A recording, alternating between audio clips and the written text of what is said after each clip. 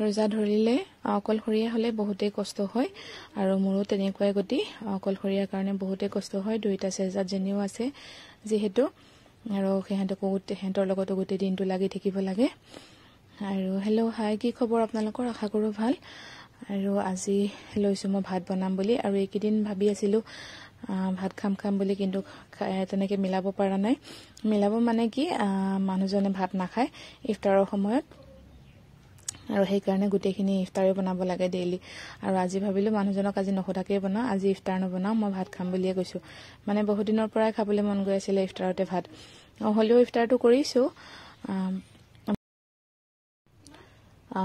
কৰিছো যদিও ভজা বুট মিঠাই এটা আৰু অকণমান পোলাও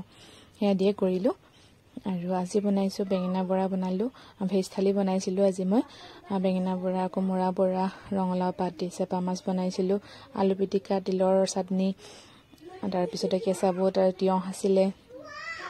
ভজা বুট আছিলে লগত আৰু পিয়াজ পাত ভজা আছিলে বহুতখিনি বনাইছিলো আৰু অকলে বহুতেই কষ্ট হৈছিলে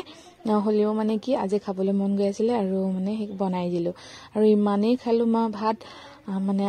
বহুত পেট ভৰি গৈছে আজি আৰু নামাজখিনি পঢ়িব পৰা নাই বহুত দিন ৰাতিলৈকে যোৱাকালি হয় হেতু তাৰ পিছত ৰাতি 9:30 মান বজাত নামাজ পঢ়িলো আজি থালিখন এইখনে আছিলে গোটেইখিনি ভেজে বনাইছো খাবলৈ ইমানেই সোৱাদ হৈছিলে কি কম আৰু আশা কৰো চাই ভাল পাব গোটেইখিনি আপোনালোকক থলমূলকে দেখাইছো ভাল লাগিলে ভিডিঅটো লাইক শেয়াৰ কৰি দিব আৰু ফলো কৰিব নাপাহৰিব আৰু এইখিনি ৰেচিপি আপোনালোকক মই দিছো আগতে অলপ আজিলৈ ইমানেই বাই